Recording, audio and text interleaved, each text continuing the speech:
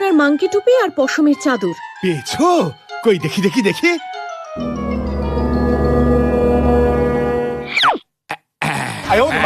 এই তো ব্যাস, এইবার আর ঠান্ডা লাগবে না।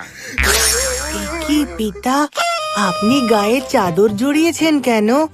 আপনার কি শরীর খারাপ? বালাই ষাট, তোমার পিতার শরীর খারাপ হতে যাবে কেন?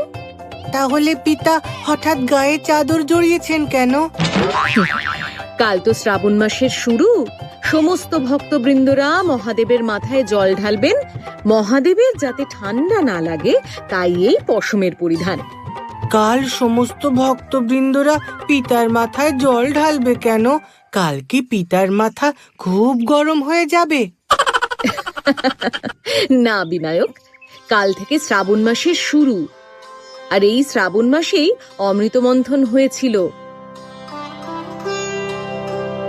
আর সেই অমৃত মন্থনের ফলে সমুদ্রগর্ভ থেকে যে বিষ নির্গত হয়েছিল, তোমার পিতা সেই বিষ পান করে নিজ কণ্ঠে ধারণ করেছিলেন। আর এই বিষ পানের ফলে মহাদেবের সারা শরীর নীল হয়ে গিয়েছিল। আচ্ছা, নীল কেন হয়েছিল? হলুদ কেন হয়নি? হলুদ হলে পিতাকে খুব ভালো লাগতো, একেবারে আমার লাড্ডুর মতো। যাই হোক, তুমি আমাকে Download ShareChat.